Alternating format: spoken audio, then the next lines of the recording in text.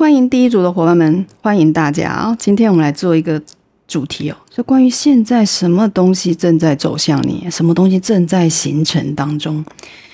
这不一定是你预期中的，甚至是一个意外事件都有可能哦。所以我们来看看宇宙要告诉你什么讯息，我们尽量的解读，让大家去能够感应到是不是跟你的现在的一个情况有符合。如果有符合，你就把它拿起来，好好的运用，好好的改善自己。OK， 你们选到的第一张主牌就这张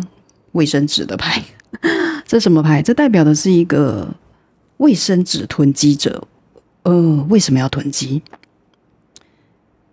想必啊，在你们的一个个性品质里面，你们是比较战战兢兢的，比较未雨绸缪的人哦。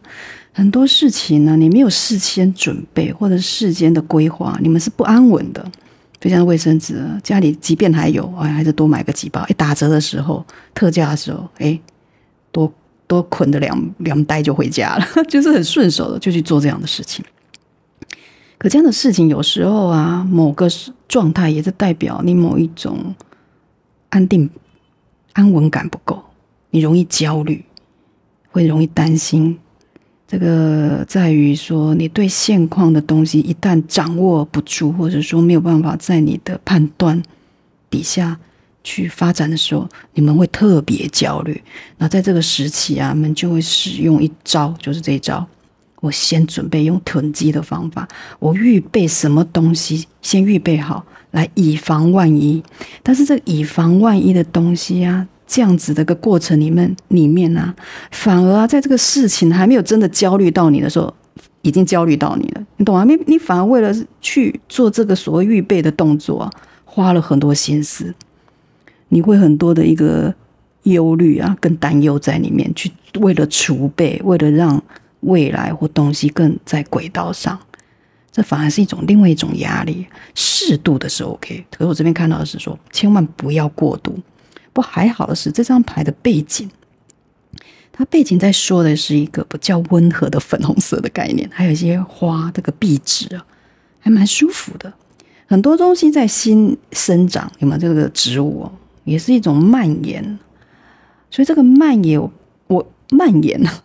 我起码看得到这种所谓的焦虑哦，是一种比较健康的蔓延。我可以大胆的先假设，当然这也是一个提醒了。如果你不是这种缓慢的健康的蔓延，这种过度的焦虑、过度的想要囤积东西，不管情感上也是一样。例如那个人没有回馈我，没有回应我，我就开始紧张焦虑，我开始要收集一些什么东西来让自己更加的安全感高一点。如果你是这样子不太健康的一种蔓延，那你就要注意了。但是我看到的是粉红色，我想是还好，你们可能不至于，而且我甚至看到一点粉红泡泡。粉红色就是比较有情绪的一个所谓的天真浪漫的感觉，所以我相信这样子的一个东西还不至于变成强迫症。我觉得未来的这几个月，或许你有一个储备或者是说先准备的概念，但还不至于让你产生过度的焦虑。我觉得这是正向的，是很好。再来看看你们的其他两张牌。哇，这张是一个勤奋的牌啊！你看这个好像是个牧场啊，有牛有羊还有鸡，是不是？还有一些人小朋友在那边赶羊，然后这边一把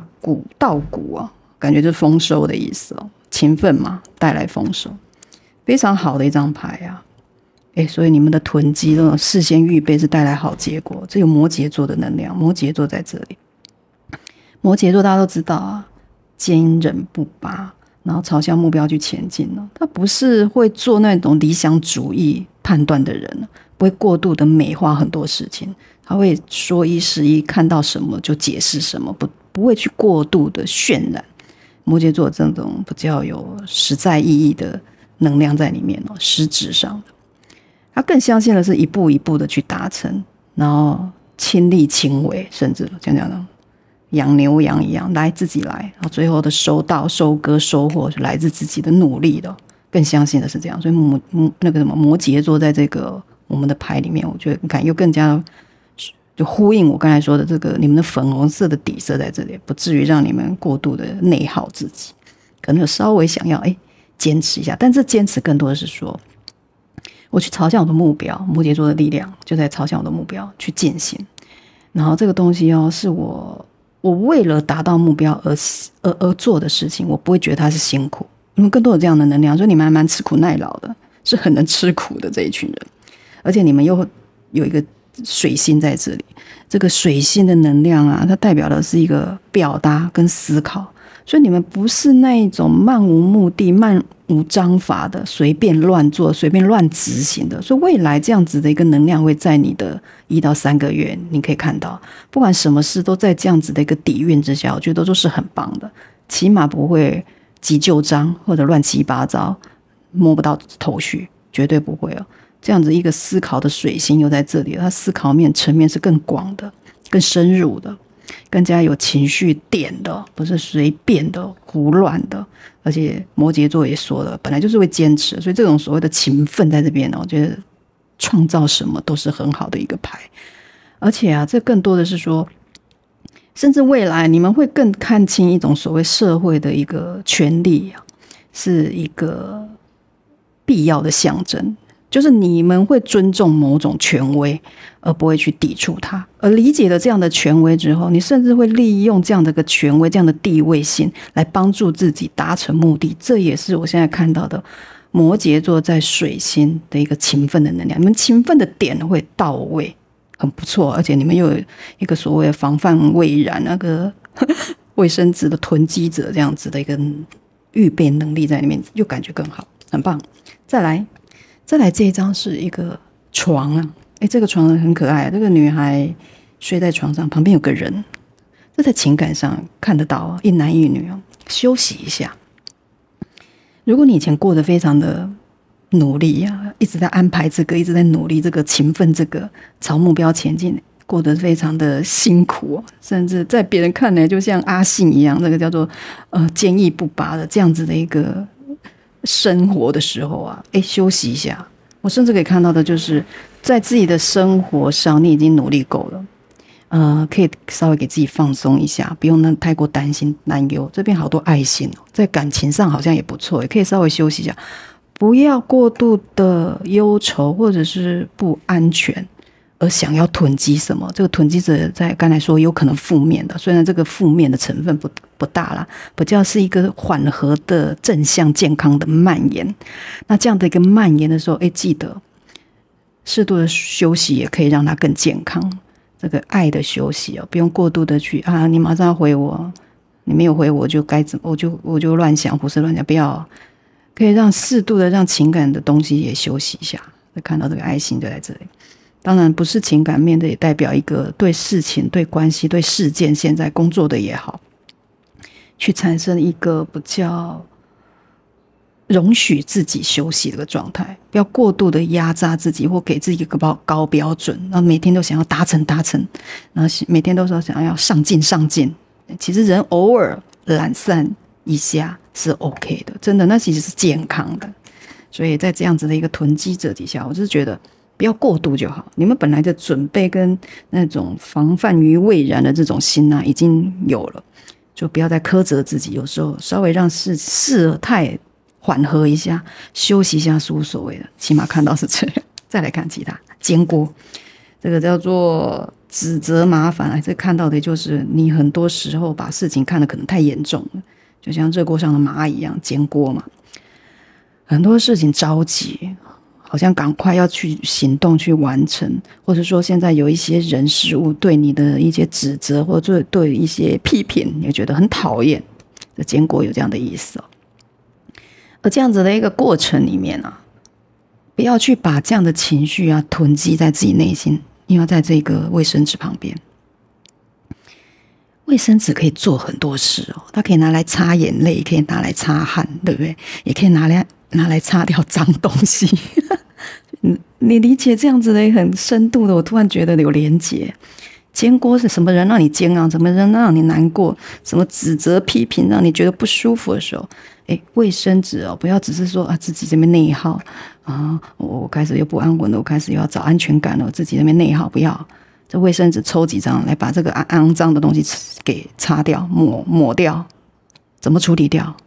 情绪的处理，不要过度的放大他们的情绪在你身上。尤其是工作上，很多人说啊，这个工作啊，那在讲什么？大家起冲突的时候，就好像针对我，不要这样子想。很多时候就是想这个东西，它是针对这个事件，这个要处理的事情，而不是针对你，你就会好过一点。很多人就是把这个东西混淆了，把人与事混淆在一起，就容易沟通里面变成情绪化的沟通。对，一旦没有，就针对这个事就事论事。你这样想的时候，这样子的一个煎锅的东西就不会去影响到你，不会让你产生煎熬。OK， 而且，再来一个第二张是年长的女人哦，这是煎熬的人，该不会是这个女人吗？你们去看你们现在的能量哦，环境里面有这样子的一个，她可能真的有一个你的主管啊、长官啊、前辈啊，在你工作上的人啊、合作伙伴，有一个阴性能量啊，比较成熟啊、睿智啊，甚至也比较容易颐指气使。有时候甚至因为他的能力够，而且是说资历够，所以你可能比较之前的话，他容易就指责批评你在这煎锅底下，也有可能真的是这个女人。那更多的就是好好的去平复他，去相信这个人可以带给你一些新的东西，或教你一些东西，你就不会这么反抗了啊！尤其是在工作上，真的很多时候不要去反抗前辈。好，有时候就这样混过去了就好了。那也不是真的要怎么样，他们就是有时候就爱说爱念，真的。你相信他们这种个性之后，其实也蛮容易去拿捏的哦。好，试，尽量让他们觉得情绪满意，他就不会去故意找你茬。所以，如果真的有这样一个女人哦，可以做这样的处理，卫生纸在旁边哦，不要过度的自我焦虑。甚至休息一下，刚才说吧，委婉的把话题牵引到别的地方，或者是改变话题、改变环境，都有可能让这样子的关系不会这么紧张。再来就是情感上，有可能是有一个人这样在你们的情绪上，这可能是关系人。如果是感情上，搞不好是你的关系人的一个长辈，他的第三者，他妈妈，还有他的阿姨，还有就是他的亲戚，有这样子一个人的存在，比较会让你产生煎熬。记得这个1到3个月这个能量哦，我相信啊，在这样子的勤奋哦，在一个对思考有一个创意哦，更多我觉得更多的来自一点创意。一个摩羯座比较无聊一点哦，比较没有幽默感一点。这边这个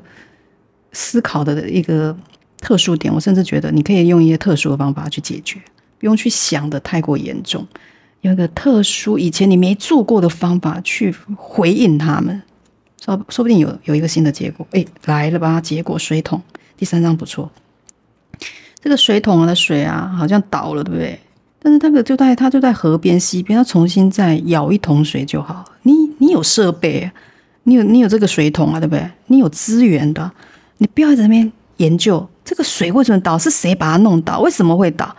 你干嘛纠结？赶快舀一桶水，赶快去处理你现在正需要处理的东西才是重点。我感觉上是解决掉这个女人，不知道为什么这种感觉，也不一定啊。一直说这个女人有可能也是来帮助你的，我们来看看后面是怎样解释。你看事情获得解决，水桶这个意思就摆脱困境嘛。对呀，你都有水桶了，倒了又怎么样？这个困境我只是再舀一桶，你愿不愿意赶快重新而已？来看看这个坚果是什么？坚果，坚果来了2张。哇，坚果是圣杯的6号跟一个宝剑的2号，再来一张。金币的侍者，给出一个比较合意、公平的情绪的给予，就像这个男孩给这个小女孩一个圣杯啊，装满花的圣杯，那旁边也很多情绪去给好、给满，也没有，这个可能就是给这个女人了，这个煎熬就会减少，去好好的判断哦，去选择，不要太过的躁进，或者是说太过的欠思考。这边告诉你2支宝剑在这边，这个过程哦，你一定要好好的去评断。这个剑哦，象征的都是思考。我们一直说，你看这女孩放在她的胸前哦，她很认真的在想这个事情该怎么做，对不对？这很像就是你啊，如果在这个处境是真的这样的状态，之后1到3个月遇到啊，好好的去想，你可以得到一个好的结果。你可以看到这个红色的头发，不是粉红色，跟这粉红色很像。刚才不是说你思考再幽默一点啊，更有创意一点，我有这种感觉，这女孩感觉好可爱，因为她身材不是那种瘦瘦的很苗条的，而是那种丰腴的，看起来很可爱，就是那种情绪哦，给人家可爱或者是容易接近的感觉，然后用一个比较轻快甚至浪漫甚至无厘头都可以这种粉红色的想法去想事情，你会很容易解决你这个焦虑这个煎锅，这个你懂吗？卫生纸你就知道怎么去擦掉那个讨厌的脏东西了，然后金币的骑士在这边，某些慢慢好的感觉就会来了。这个是一个金币的学习的小孩的意思哦。你在这种过程里面会学习到一些东西哦，那慢慢得到一些成果的意思。土能量，金币是土能量的一个获得跟某种认可，甚至慢慢会得到。所以我觉得这样子的一个先心意的付出吧，先不要去管别人对你怎么样，先递出橄榄枝，给人家好的感觉，然后好好用一个特殊的我刚才说的粉红色思考去解决这样子的关系难题都好，去做判断，好的东西就会来了。会慢慢你会学习到一些东西，甚至觉得哇，原来没那么难，可能自己以前想太多了，有这种感觉哦。再来看看这个年长的女人关于什么？年长的女人关于什么？哇，关于9八支箭呢？这个人真的会困住你哦，让你讨厌的人是。好啦，我跟你讲，你看这个女孩一样是粉红色，虽然这个是牌有很多粉红色，也不是每一张都有。这个头发是，这个衣服是。我觉得在说的就是行动力，在身上，我把它解释为行动。你要用一个可爱、浪漫，甚至不叫愉快的行动去突破重围。我觉得甚至就是对付这个老女人的方法。不要把自己困住了。你用一个比较轻松的方法，像刚才说的，甚至含糊也好，先跳过。如果他在指责，然后他那个情绪又上来，让你很难搞定他的时候，换个方法。你今天这个东西，我记得您怎么说？我记得你说了之后，我好像照着去做。可以耶，上次那个方法，故意转移话题，或者说你今天打扮的这个衣服很适合你，虽然有点狗腿，可是还真的女人都喜欢人家称赞他。如果是你是男生，真的更应该这么做。这个粉红色衣服穿在身上，让自己感觉更活泼、更开朗一点，而不是在针对这个行为在一直被他给拿捏住。你可以转换，甚至转换，不要让自己真的就被这个茧困住。这个年长的女人这边要说，疗愈，这个人势必会带给你一些学习的过程。六支箭都代表是一个疗愈的过程，好好的度过。这一直都说不是一个波涛汹涌的过程，更多是风平浪静的度过，慢慢的去度过。所以这个女人，这个年长的女人，不要跟她正面冲突。未来1到3个月，如果有这样的人出现，这是大众能量。他说我身边没有这样的女人，因为大部分人可能遇到，你只是刚好没有，那你就不要听取这样子的东西，只是看着有这样子的迹象出现的时候，这样子的方针就可以当做你的参考，你是可以度过的。这代表的通常是一个不要挣扎，不要反抗，然后慢慢去自己消化。你看这个宝剑2底下也是啊，一个抉择，一个决定，自己慢慢去做好一个内心，好好的自己的平衡，内心的平衡是可以度过的。我觉得这牌给的不错，感觉对付这个女人非常有用。哇，宝剑，你们好多侍从，这个是侍从，金币侍从，这个是思想上的侍从，就是宝剑的。这个代表是沟通交流啊，慢慢清晰度会回来。一开始可能不知道怎么跟他交流，怎么跟他讨论事情，或者说怎么跟他说话，慢慢的会有哦，因为你进步了，在这样子一个疗愈的过程，看剑慢慢减少，你看到8支箭、6支箭过来，这个进阶的箭。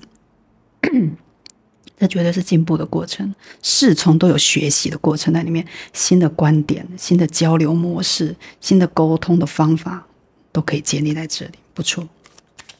很好。再来水桶哦，这可以解决的事情呢，我们来看看是怎么样的东西，一个历程。来看第一张，哇，这个是一个国王牌，国王牌就是个权力象征的控制者。要么就是某一个阳性能量啊，有一个强而有力的人，这代表的真的是强而有力。你身边有这样子一个阳性能量，会来帮助你解决这样的困境呢。这个水桶呢，你不只是一个水桶，搞不好它还供应你另外一个，你可以挑2桶水，例如这样的感觉好像变累了，是不是？但是变得资源就多了，这人可能会帮忙你，所以这样子一个阳性能量出来，哇！如果看这样子一列来看这个宝剑八，也搞不好可以在他帮忙之下，寻求某一种另外一个这个女人的事情让你很难搞，或者这个阴性能量不一定是女人，就是阴性的能量，让你觉得不舒服的时候，这个某一个比较高阶的男性能量可以帮助你去找到诉苦，还是找解决的方针都可以。这可以是你相处的人事物的对象，比你年长的阳性能量。他还蛮成熟稳重的，他可以帮你解决一些事情，可以寻求他的帮助。这边也告诉你，这个水桶就在隔壁，可以得到这样子的一个资源。再来，哇，圣杯的女王真棒，想必就是这样子的一个圣杯的国王，给你带来稳定情绪的稳定，有没有？疗愈的过程又有这样子的一个圣杯的女王在这边我高度的认为未来1到3个月，好好的去调试卫生纸用对地方，不要只是囤积，搞不好你还可以是特价拿收购进来，然后就拿去卖二手，就成家的收入。这个是一种转换。我说，如果你在金钱上遇到的是这样子的事情，这个甚至是转念某种转念之后。粉红色的思想，我刚才说的创意独特，跟以往不同，很少人会染一个粉红色的头发，就代表是创意，有点标新立异，甚至都 OK。但是最后你会得到情绪的满意这也可能来自这个人帮助你，这个阳性能量协助你。所以这个不管是情感上真的遇到这样的人，搞不好你的男朋友对不对？还是你男朋友的爸爸，对，他会帮你大概是这样的意思那这个情绪的女王在这边会得到一个很高度的情绪的满意，然后这甚至也代表了某一个，甚至你有2个，不是你自己的一个情绪满意，就是有一个这样的国王，这样的女王来帮助你情绪满意，也是不是很好？因为在这个度过这个疗愈期，有这样子的帮助，我觉得这2张牌就会让人家非常的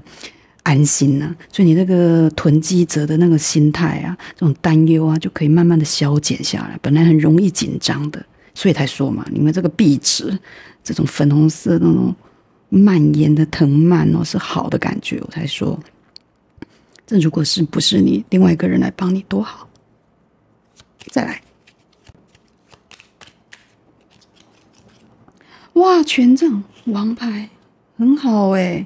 权杖王牌一个新的东西出来，新的行动力新的事业或者新的方法都会出来。你看，我刚才不是说嘛，有国王王后，不管是你自己别人得到一个满意，得到一个情绪的平缓，甚至是滋润之后，这种滋润的能力不止滋润你自己，也可以滋润大家，然后那好的能量就会被你吸引。你看权杖的王牌就出来，创新创意。刚才说的摩羯座的这种比较无聊 boring 的那种情绪可以得到一个改善我相信你们后来会越来越活泼，会越来越灵动，在这样的一个关系事件里面任何你们现在遇到的都可以得到一个很好的一个解决。王牌权杖王牌，你看这个很有力，对不对？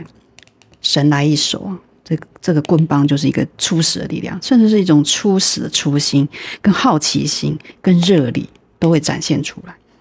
不错吧？我觉得最后一张很好，这就是未来什么东西即将在形成当中，即将帮助到你。我觉得你们产生的是很多的是帮助，可能有些磨难但是某些东西总是会，人不可能面面好嘛。这个我觉得只是小东西，小煎锅而已，小煎锅，真的不要想的太多，你就可以好好的度过。只要你自己是正向的形象你的旁边能量就是吸引来这样子，这是铁律。我真的觉得是，而且我自己在执行上也是，所以我要想告诉大家，真的要这样去想 OK， 尤其你们有人来帮助你，对更要去显化 OK。 这是我们1号的能量啦，希望对大家有帮助。一样喜欢的给我按赞，然后订阅，开启小铃铛，留言，让你的显化可以快速的来到。好了，再次谢谢大家的收听与收看，那我们就下次见喽，拜拜。Hello， 欢迎第二组的伙伴们，大家好。今天要来做一个主题呢，是关于什么东西正走向你，什么东西正在形成当中。这想必是我们一定不知道的，所以我们才要来让宇宙给我们一些提点。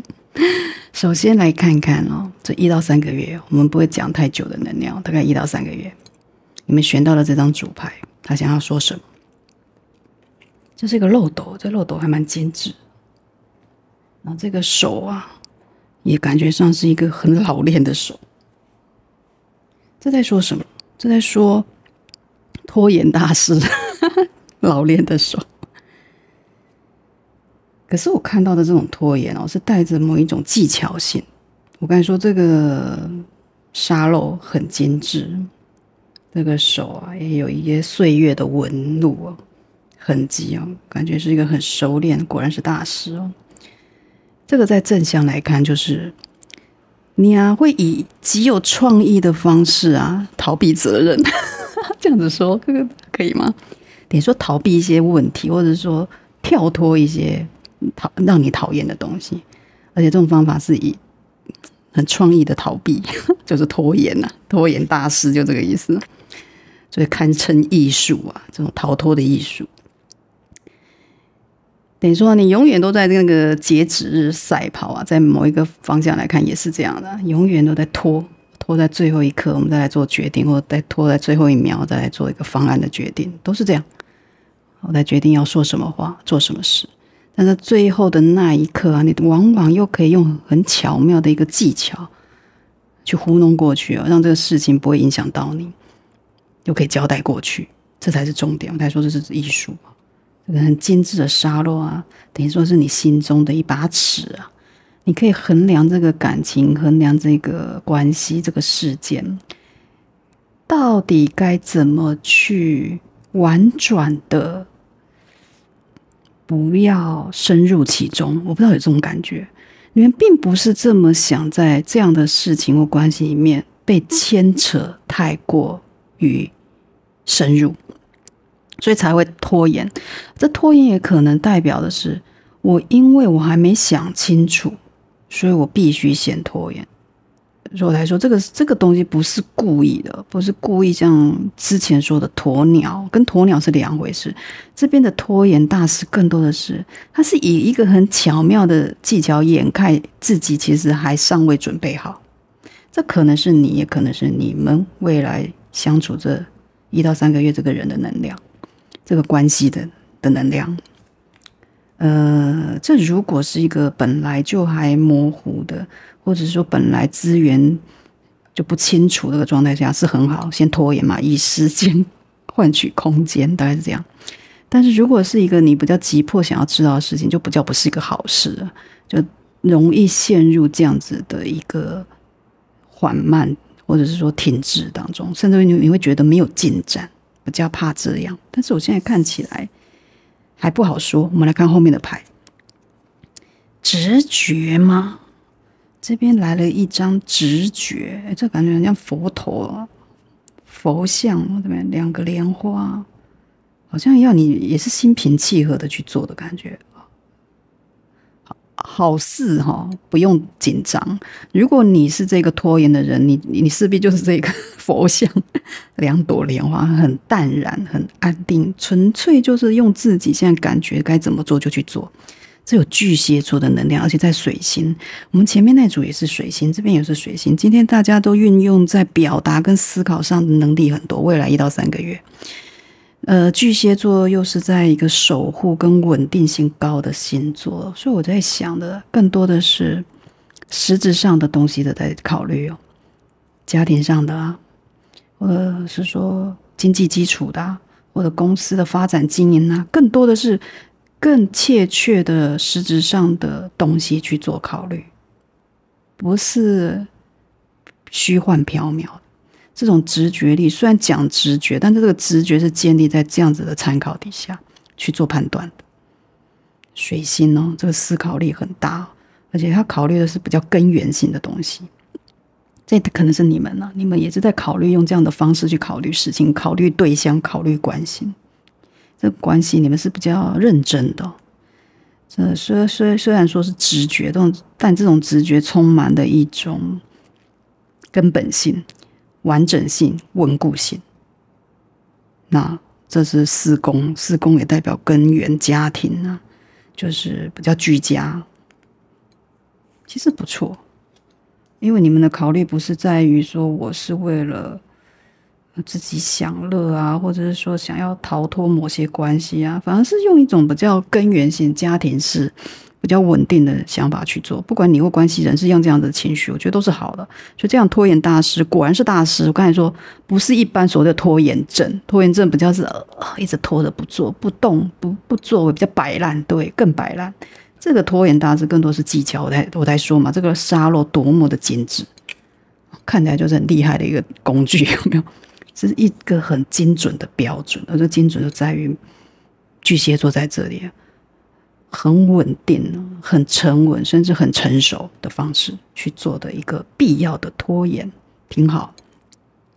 哇，第3张这一张来的是一个，这个是船牌，在雷诺曼来讲都代表进程。但是船呢，一直不比飞机嘛，不比其他交通工具，就像我们的海运绝对比空运慢嘛。这个代表的是慢，但是它是缓慢的进程。你看这个船在航行啊，然后这个有个舵手啊，你看舵是在他手上，不会失控。感觉那个海象啊，好像完全变化莫测，没有办法知道现在的状况，但是航行者只要有一个罗盘，有一个地图，他还是可以走到他的目的地哦。不管他的那个海的气候如何变化，或者说怎么样的一个特殊的突发事件，都不影响他前进。这是一个距离产生慢慢减少的意思哦。我所谓的减少，你要到一个目的地会减少，那个距离会慢慢的减少。船的航行都代表的是一种历程，一种前进，一种进步。所以在这里我觉得哇，就感觉在这个操控大师这种时间拖延大师底下很厉害呀。我不管怎样，这个船一定会到目的地这种感觉。来再来看你们，哇，第1张就是爱，情感上的，感情上我可以广义的。我这边想要说的是，这个爱啊，在未来的势必是重点啊，出来了就代表关系事件或你遇见的一个困难也好，尽量用爱的感觉去做判断。而且我也相信这样的拖延啊，是为了爱。我们广义的说，就是代表我有心，我有情绪去投入。任何关系事件都可以，不一定是浪漫的关系，但浪漫关系绝对就是了，就是有爱去前进去执行。所以现在的任何停顿，或者说感觉没有作为，或者是说你们故意没作为，他们故意没作为，没反应，都代表的是某一种深思熟虑的过程。你不能去因为他的进度缓慢，好像航行的很慢，你就觉得他好像在做什么不好的拖延。我这边看到更不是，你们未来1到3个月，更多的是这是一个比较精度的、比较精致的拖延，比较精致的拖延，比较精致的控管。我觉得更多是这样，因为某些直觉跟思考力，在一个所谓的巨蟹座，他们本来就是不是个主动的星座，又是一个水能量啊，情绪又很多情绪，爱也代表情绪，情绪里面如果没有被包容到、被照顾到的话，很容易就有波动，这种波动会产生对直觉的影响。但是还好的是，因为他们也在于家庭根本上是很着重的，所以我觉得在基础里面啊，不管公司的稳固，还是感情的稳固，还是什么关系的稳固，它其实是朝向这样去爱的前进，即便有点慢，有点你感觉在拖延，不要去把它当做一回事哦，更多是这样。再来这个斧头是说对你不利的事情，刚才也说了，你会以为这样的拖延或这样子的一个航行缓慢是一种对你不好的。如果你是这样的感觉的话，可以收起来这样子。我觉得这个斧头更多是说，这个对你不利的力量又在爱底下，我不会把它解释得很悲观，我更多的是说，这个斧头可能不是你想的这么有杀伤力，对，而且这斧头你刚刚握在手里啊，也没有去砍什么东西，也没有去做出什么破坏性的行为，更多的是一种臆想，一种感觉，不是真实，甚至。所以我觉得，如果真的有这样子的东西，你觉得没有在进行的，或者说他们没有给你任何的回应的时候，不要担心呢。这种对你不利的感觉，可以稍微暂停，先放在手里。也不是说你不可以完全的不用去担心啊，不用去考虑，只是说你可以暂时先收起来，先预备就好，先看看后续。我认为后续1到3个月，尤其第3个月，因为你们这个土能量感觉重一点，可以等待。在第3个月会有一点不一样的感觉，再来做判断。来，第3章，步入新的体验有没有？刚才说嘛，这个斧头啊，你看它就一个感觉暂停的斧头，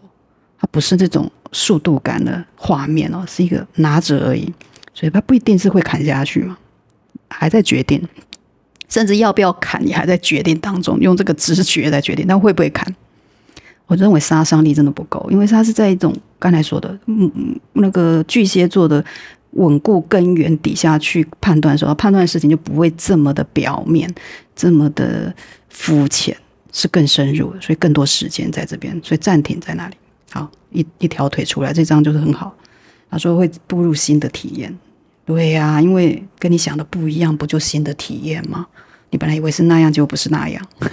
所以新的体验更多是踏出那一步。如果你担心的话，也试着做出动作，不要去担心，行动力更重要。不要去担心这个好像有潜在的危害在里面，不至于的感觉，有爱，对，而且斧头在中间，感觉就是一个可以被解决的事情。再来，我们来看爱是什么？你们的爱是什么？爱是7个圣杯。7个圣杯代表有很多选择性的意思啊。这不管在欲望上啊，还是说你现在有什么东西可以挑选的，表示你的选择很多。当然了，你也可以用反向的是说啊，我的欲望太多，欲望多到不知道选哪一个，这个就有点泛滥了。爱在隔壁，我觉得更多的是说你有很多喜欢的东西，可以挑选的东西在你身边，你可以好好挑选。这或许就是拖延症，因为太多都不错了，我挑不出来就拖延了。但是这个是精致的拖延。我认为想一个你自己最喜欢的东西吧。很多圣杯在这里，不知道挑哪一个。有玫瑰，有爱心，然后也有花环，也有一个蛇，对吧？欲望、权力都在这里。看看哪一个你离你最近，或者说你最想要的，去拿到。然后拿到之后就好好去显化它，也不能太多了，太多真的是人哦，不能太过贪心。对啊，用你的爱也讲的是一个心啊，一个情绪，你真的爱好是什么，懂吗？你这个7个圣杯总有个顺序吧，找到一个最爱的，不要说每一个都要，这样真的太贪心，而且不容易显化成功。这是这个牌的感觉。来了2张，就这2张。哇，女祭司。女祭司是一个很高度灵感的牌，跟这个灵性是一样的耶。女祭司是灵感，而且有神秘感跟一个朦胧感在里面哦。你甚至是给人家这种感觉哦，果然是拖延大师。女祭司就是一个自我安静的学习，然后你也看不懂她接下来要干什么，然后可远观不可亵玩。如果情感上也是这样的存在，别人会很尊重你，不太敢去 push 你。你看他还拿着一个笔电，这个电脑在他的腿上，也在做一个研究的感觉嘛，也在做一个资料的收集。所以这样的一个拖延，我一直在说是个精致的拖延。你可能在收集资料，这可能是你们啊，也有可能因为你们的想法太多了，我就在看我喜欢哪一个，正在用你的直觉去做判断。最后呢，会选到圣杯的骑士啊，那个侍从，圣杯侍从的小朋友，也不是小朋友，青少女。对，拿到了一个圣杯，所以你最后会选择到一个你最喜欢的东西，那这个东西也真的是符合你需要的，然后你从中你会得到开心的感觉，愉快的，甚至是很自然的、很自由的感觉。这种圣杯的骑士更多是这样，这种热情是来自于很初始的，没有很多条件或者很多什么东西的建立啊、关系啊、利害关系，不至于，更多的是果然是爱啊，真的是你的爱去选择出来。所以不管未来1到3个月是处理怎样的一个情势哦，看来都是挺好。再来看看斧头，斧头啊，斧头要说什么？斧头，哇嘞，斧头为什么来了？但是这个是剑啊，好多剑啊。这个叫做，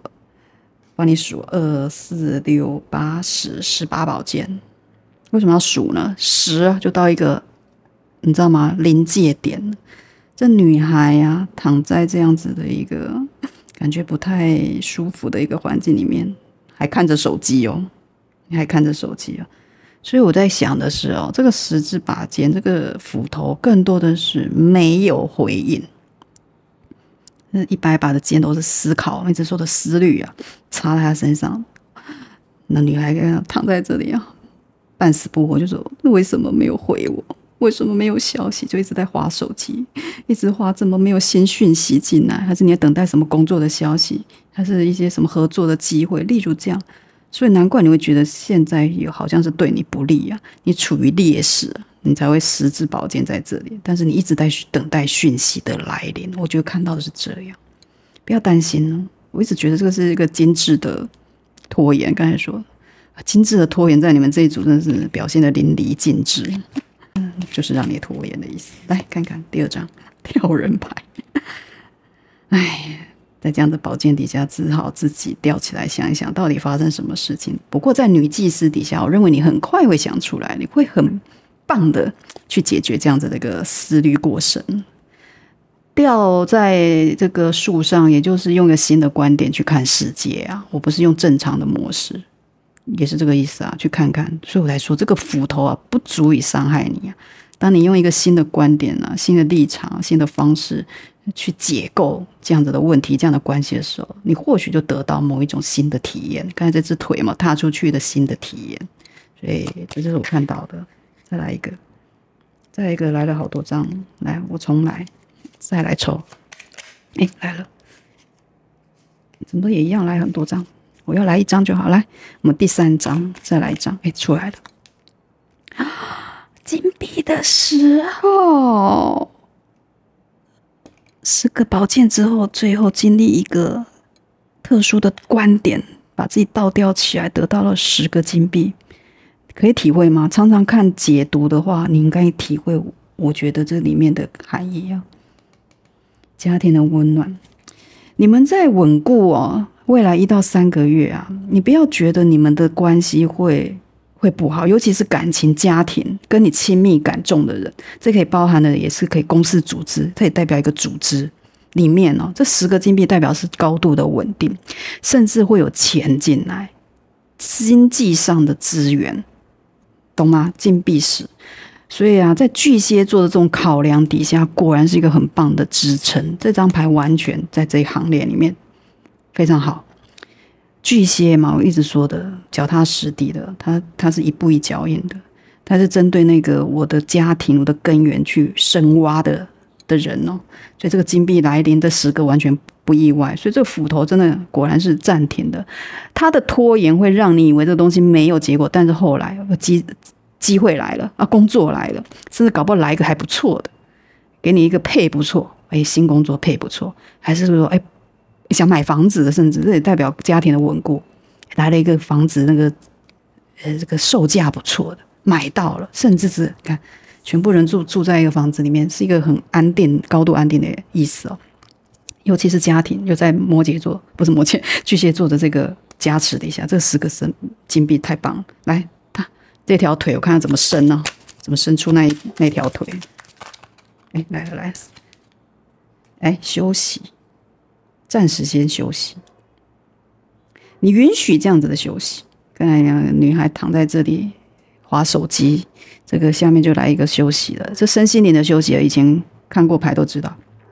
宝剑4代表的是暂时的，先不要去管事情的发展状态会怎么样，去允许这样子的拖延。我一直有这种感觉，这种缓慢的进行哦，只是你没有看到，没有看出来。那海面上的船的行动，你就觉得好像没在动一样的意思是一样，但是这个船是有在动。我这样看来，这条腿是有慢慢要踏出去。先给自己一些时间缓和，去做点别的事情。好 ，OK， 不要去想说什么东西还没来或什么还没到，休息一下，再来。哇，权杖王牌，是不是新的机会就来了？权杖王牌是新的机会，不管什么。倒掉之后，果然一个新观点出来了。只要你创新了，只要你突破了，只要你不要用旧思维了，我觉得新的东西都会出来。每个人都一样，没有例外。你会展开的新的体验啊，这个腿完全就是新的体验，是不是完全符合创造性的，甚至是新鲜感的，充满行动力、热力的一个新的？可以是一个合作的方案啊，或者一个新关系的建立啊，或者一个新的方案的执行啊，通通都会出来。在这样的休息，暂时的修行啊，休息是为了走更长的路，就是这个意思。再来一张，这张，哇，宝剑骑士有没有行动了？行动会出来，不止的是权杖的王牌这种所谓初始的动力哦。还会带来初始的，不止初始，这已经是真正的行动力的展现，思想上的行动。所以原来的思想上的不动、停滞，所有这样子的你感觉没有进度的东西就会动起来，而且是从根本从思想里面先去改造，改造之后慢慢就会有行动。大家可以理解这样子的一个过程，这个非常好，我觉得挺好的。所以啊，他说你们这个新的体验会来自某些休息之后的一些东西的带入，这带入很多是可能是别人给你一个新的机会，或你自己创造一个新的机会，然后这个新的机会又会接二连三带来的这个新的思想的促进，我想要去解决，我想要去沟通，会有个新的话题出来，这个等待话题的人，等待那个讯息的人会有新话题，你看到没有？骑着白马就来了，拿着一把剑，宝剑就是我的清晰度，我知道该怎么交流，我该知道怎么行动，这就是一个思想的行动力的牌。我有那个思想的积极度的时候，这个权杖王牌在这边完全就可以解释啊，而且是相辅相成的。OK， 非常好，这是我们第二组的一个能量，希望对大家有帮助，在一个大众能量里面去找到你有感应，然后你有收获的地方，然后去改造更好的自己，这就是我们占卜的目的啊！希望对大家有帮助。一样希望大家按赞、订阅、开启小铃铛，然后留言，让你的这个显化可以更快的来到你身边。好了，再次谢谢大家的收听与收看，那我们就下次见咯，拜拜！嗨，欢迎第三组的伙伴们，大家好。今天来做一个主题是关于什么东西正在接近你，什么东西正在形成当中，这可以当做一个1到3个月的能量的一个提点哦。来看看有什么事情即将发生。你们选到的这一张主牌，来看看想要显示什么。这人拿了好多袋子啊，可能去 shopping 啊，去购物回来。这讲的是一个购物疗愈大师。可是人有一个很轻松、很年轻的形象啊。这购物不是为了某一种好像不是团体，某一种很明确性目的性的去做购物的感觉，好像有点漫无目的，还背着一个包包，感觉很怪的一个购物行为哦。穿着的又很轻松。但是又提了好多袋子，搞得很忙的样子，显现的是一种很特殊的反差。大家可以理解这种，然后颜色又很鲜艳，所以很矛盾的感觉。就说这种购物啊，或者这种消费啊，不是你所真正期望的，但是你又带着某一种热情、热烈，想要去做。那这样子的动力是什么给予你的？这边说的其实就是疗愈哦。你从这样子的购物，或者说把钱花掉，你会得到某种快感的意思哦。这可以是一个真的金钱上的花费，也有可能是情绪上的一个散发。我想要发散我一些情绪的能量，而且立刻马上，那我因为这样的散发，我觉得我可以得到什么，就是我赶快要付出的意思，我甚至有这种感觉。但这种付出，你又似乎找不到一个合理的说法。对对对，我这样讲，我就大概比较符合我现在的感觉。所以啊，他觉得犒赏自己，买点东西没有关系，但是信用卡搞不好已经在哀嚎了，已经在警告你了，那余额越来越少了。所以你的空虚到底是什么？你真正需要弥补的又到底是什么？就是这张牌要说，未来1到3个月，这是一个提醒比较重的牌，它不是一个不好的意思，它更多的说你可能会让自己处在这样的一个状态，这也可能是你的关系人。这个所谓能量都是一种互动，甚至是互相会去干扰的，所以有可能是他们的能量让你觉得他好像在做某一种自己也不知道在做什么的状态，但是他似乎又对他不是那么有利，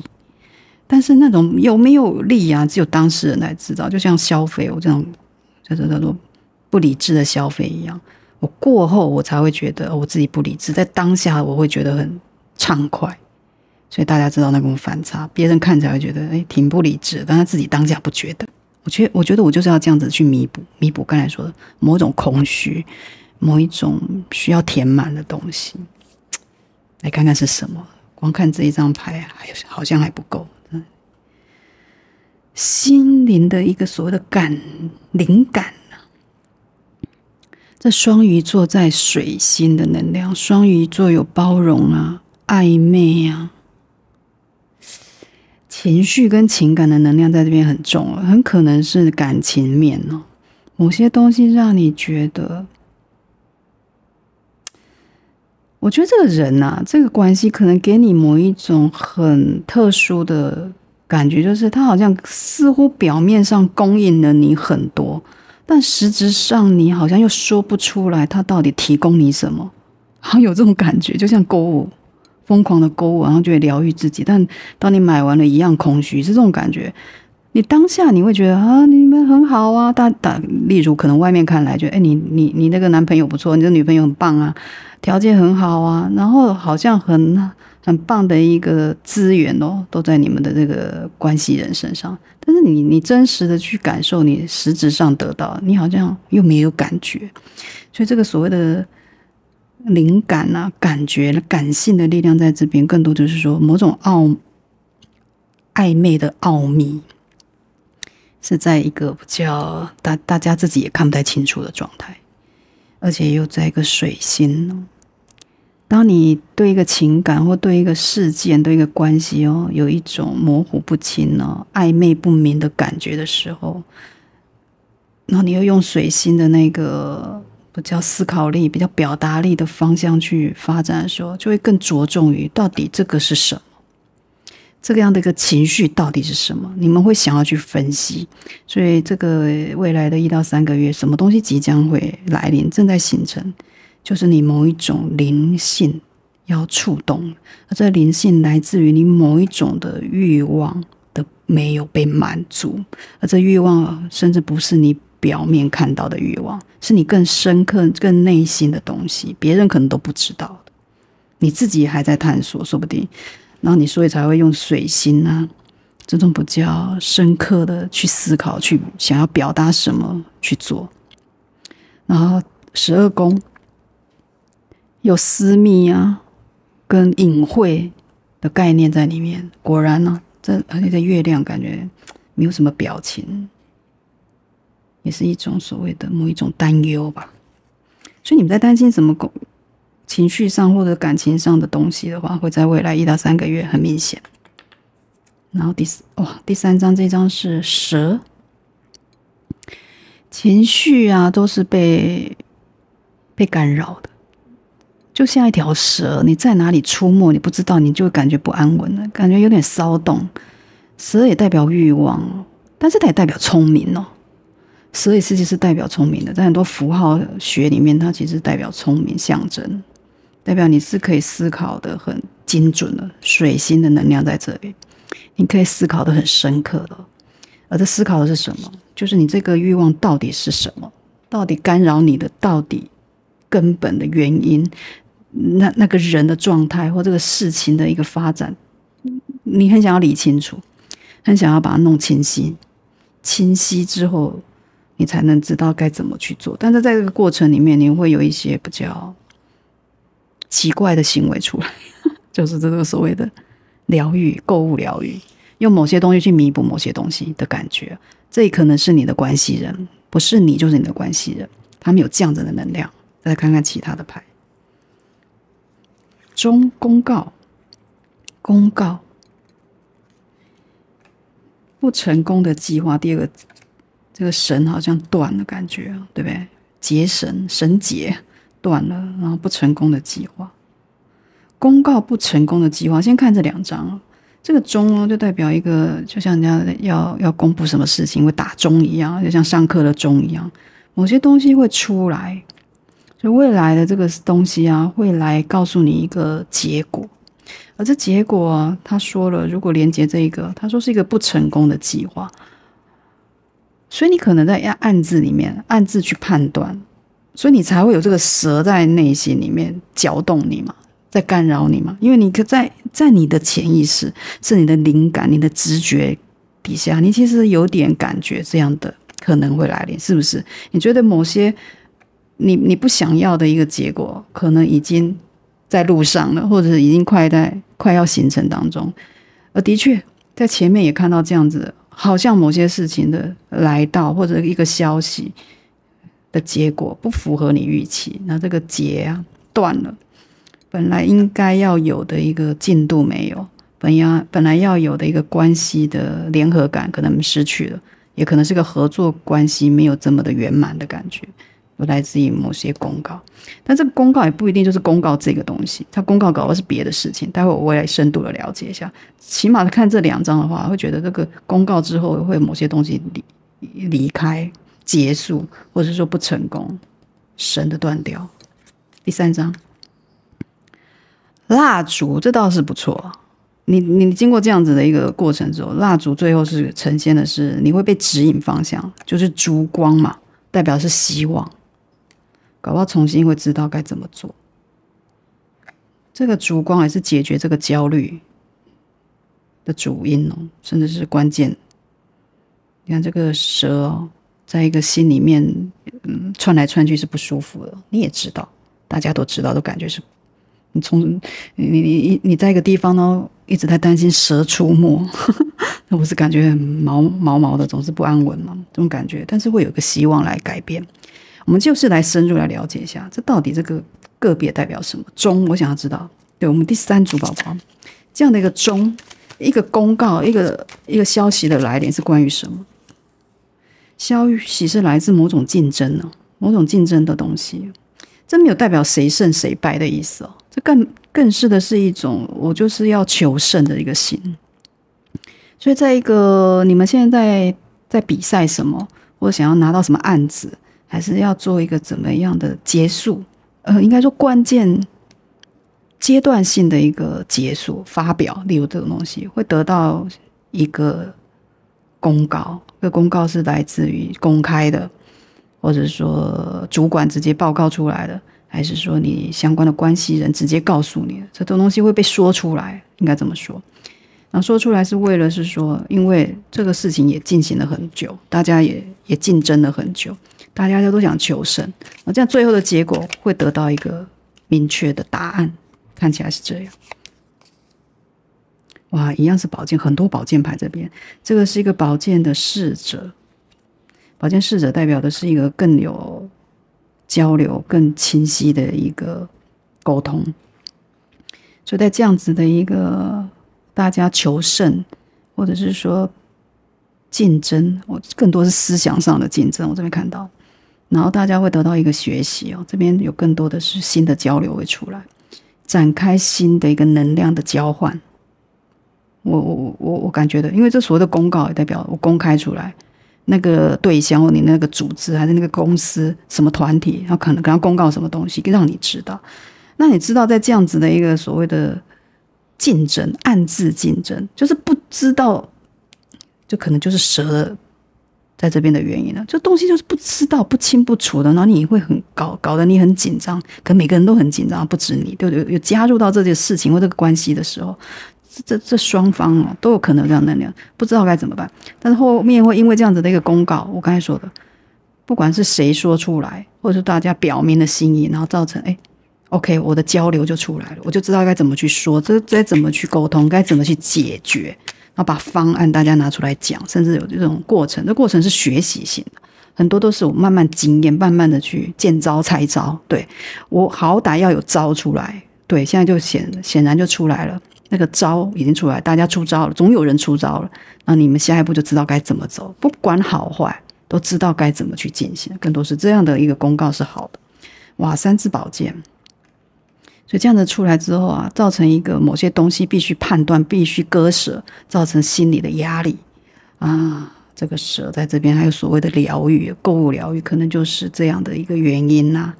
只好用别的东西来弥补了这样的缺失或遗憾，不一定是购物哦，讲的是就是用别的欲望去弥补另外一个愿望的不足。这个3颗星在这边可以看到，所以某些东西出来，搞不好这个报告的成绩不好，或者大概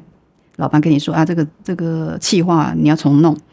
重做，给你一个不好的一个评比，例如这样，你得到了一个这样子的讯息之后，然后重新去整理，但是心碎的感觉还是会有啊，还是会扎心啊，还是会难过啊，这东西失败啊，这个结到应该说到这个神结这边就可以理解了。因为来自于前面的某一种失败的感觉哦，伤心，这也代表一个情绪关系里面可能出现一些裂痕、裂缝，大家不理解，就这时候更需要去做一个所谓的欲望或自己想要什么的厘清。我不要在自己在这样子的一个伤心难过里面处太久，更多是这样。来看这个结又代表什么？结又代表一个权杖的侍从。没关系哦，你很快会把它爬起来的。我刚才说，你们是一个高度的思想者，在你们这个情绪，尤其是情绪的这种交融干扰底下，你们其实很容易去反而看清楚自己该做什么，就被那种东西刺激不是坏事我甚至是觉得它带给你的是说啊，原来这个东西是不成立，或我过去的这样的尝试，我其实是可以再检讨的。我检讨之后就有一个新的动力出来，这个新的能量在这边是很好的。因为一般人被挫败之后会觉得我就没有心了，我就觉得整个人就萎靡了。不会你们会很快的就是有一个新的动作出来，一个新的甚至新的人来帮助你来做这样的行动。或许大家不是那么熟练一个新的东西嘛，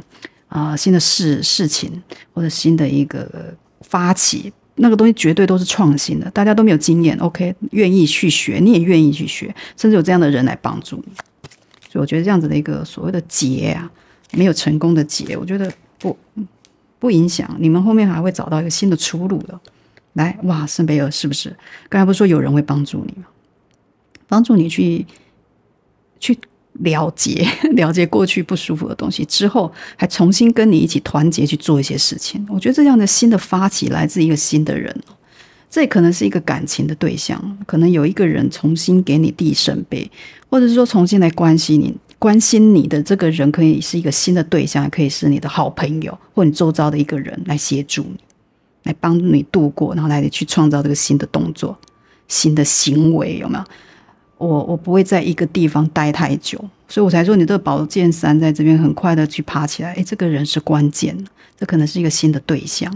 可以看看，也可能是你既有的一个朋友，他跟你产生一个情绪上的支持，互相的一个好像很合意，然后大家可以说在一块里面，然后不管要从事新的工作的一个企划的一个创造，还是说要修改什么的，他都会帮助你。例如这样子的一个人，我觉得这个挺好的。所以这样子的一个失败，我才说搞不好是一个你锻炼你的机会，因为这边有很多侍从的能量在这边，有学习的精神在里面。再来看还有什么东西？第3章。哇，太阳牌是不是在这样的一个协助底下，2个圣杯，情绪很很满意，大家很舒服，大家交流的很愉快，然后达到开心愉快，红色的旗帜出来了，太阳出来了，正面乐观，成功的发展。所以来说啊，没有这样子的一个过程，你是没有下面这个东西的。所以未来的这个能量会有这样的行动力的产生，不要去过度的去放大那些不好的结果，因为那不好的结果只是一个暂时性的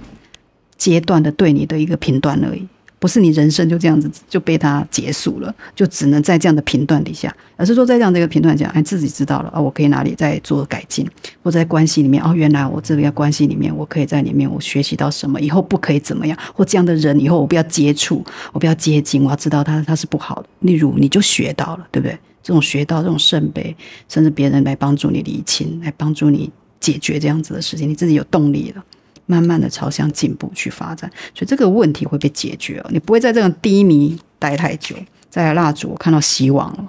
我来看这个希望是怎么样。我们来看希望，就是金币王牌，